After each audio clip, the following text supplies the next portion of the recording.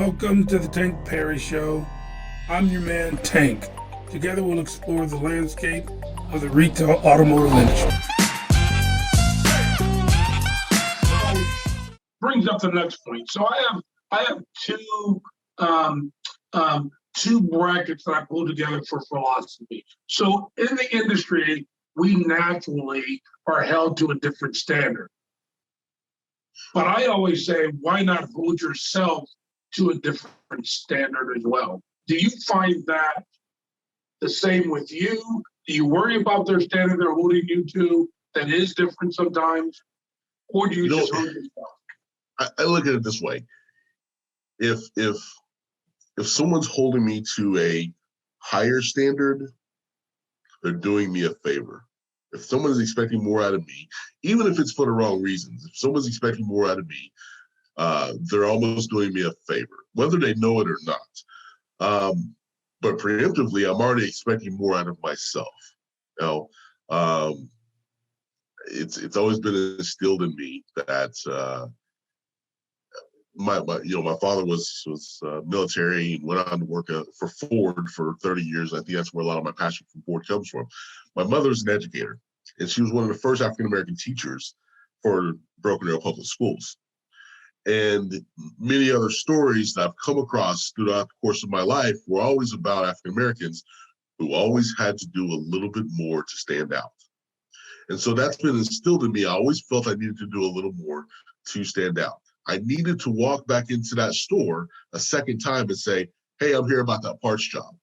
And when my opportunity came and it's like, hey, what if I do this lift on this Jeep and I put this side, what are the implications? I had the answer. So I knew that I may have to go back a second time and give it another crack at it, just to make sure I proved who I was.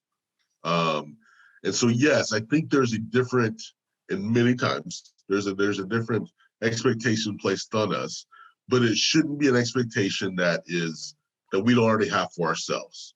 As long as the expectation we have for ourselves is achievable and we're willing to do the work, it's not going to be a problem. Now, there are people that are going to be expecting less, and we've all ran into that.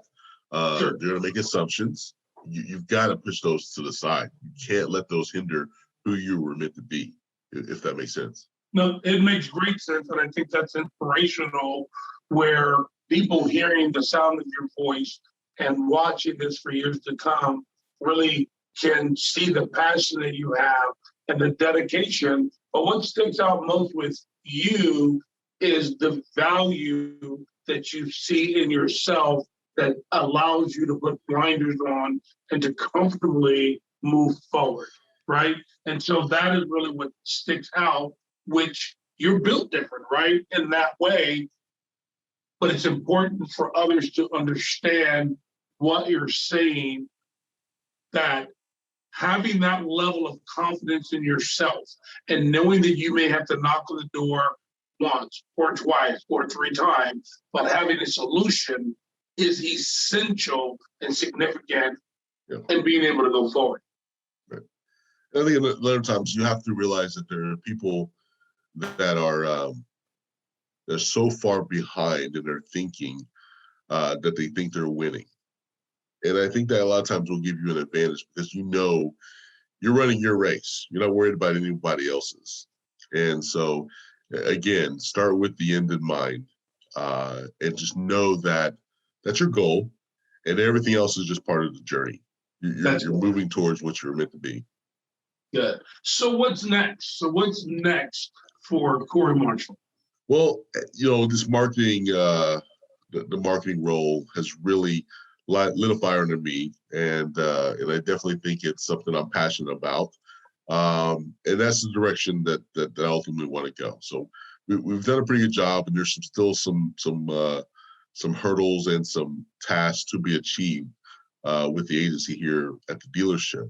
But I'd like to move past that, and so recently I formed it's called Invictus Media Team, and what our goal is to create social media content for small businesses.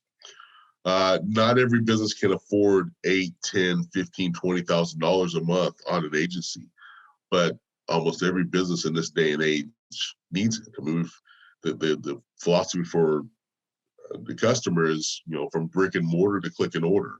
And so you have to have that digital footprint, even if you are a small business. So the goal of Invictus Media team is to be able to compile 30, 45, 60, 90 days worth of social media content, YouTube content, Instagram, whatever.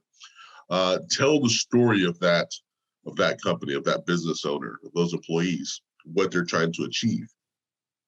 And to be able to strategically deploy that content that says, Mr. Customer, this is who we are, this is what we do, this is how we can help, this is how you can connect with us and help those businesses grow. If you build anything, I'll just use a mechanic, for example. Right. That mechanic can tear a engine down and put it back together and build it, and knows what tension to put on the valve springs. And he knows before he gets done with it, this engine ought to produce 450 horsepower. Right. Then you take that same guy who can do something that most of us could never do, and you stick him in front of a computer and you say, market your business. Yeah. But you take a guy that is that talented and has that much passion for a craft. Why does that guy not deserve to have as much success as he can? And that's where I would love to come in and be able to say, hey, man, you got to see, Joe's Garage. The guy who builds these engines, this idea, this is what I do. We're going to take an inside look at his business. This is how you can get a hold of him. But I think that's a very necessary point for small business moving forward. So that's something I'm hoping to do in conjunction with my role here at the dealership, and help those small businesses grow. As a business personality, as an African American, as a father, I think it helps as well, because now I don't have to market sitting in their showroom or sitting in a